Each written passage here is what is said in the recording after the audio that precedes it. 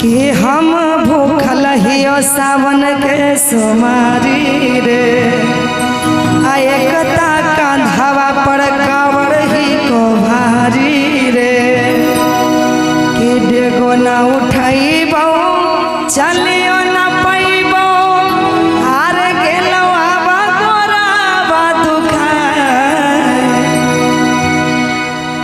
अब लड़का का ये गाना आप सब जाके सर्च कर लीजिएगा यूट्यूब चैनल पे, पूसा एकदम सर्च करके मोनोवाइकल आ जाएगा। 2 दिन पहले ही रिलीज हुआ।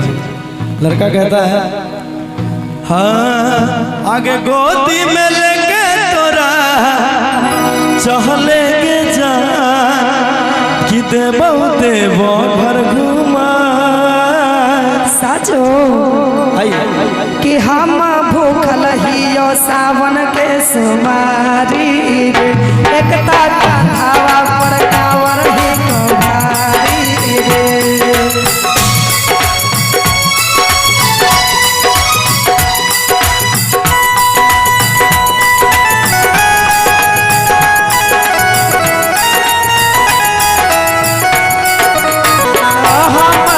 सावन के सोमारी रे एकता कांधावा पर कांवर ही को भारी रे चलियो ना पाइबो एगो ना उठाइबो गेलो बाबा गोराबा दुखाए। अब न सुन आ गोदी में लेके तोरा चले के जान दे बहुते घर घुमा गोदी में लेके तोरा चले के जान दे बहुते घर घुमा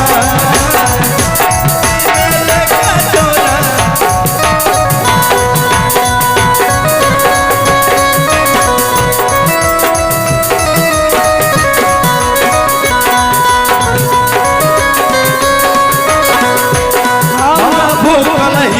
सावन के सोमारी रे एकता कांधावा पर कांवर ही को भारी रे।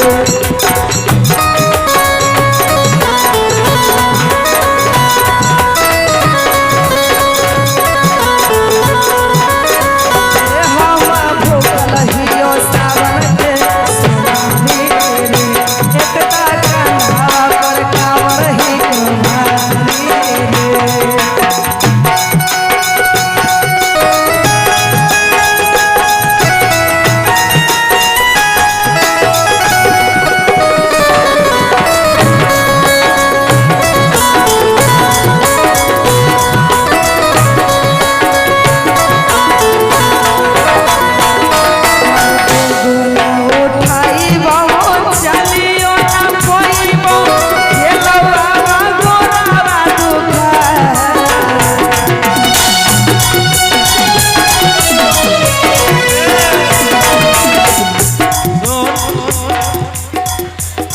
आगे गोदी में लेके तोरा गोदी में लेके तोरा चहले के जा दे बहुते घर घुमा गोदी में लेके तोरा आवे के जा दे बहुते घर घुमा गोदी में लेके तोरा आवे के जा दे बहुते घर घुमा।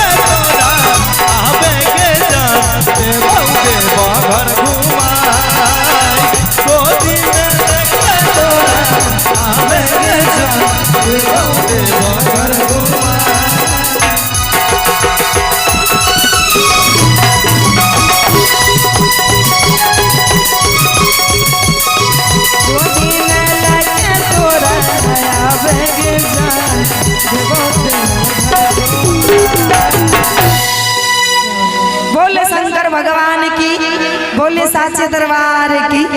क्या बात है।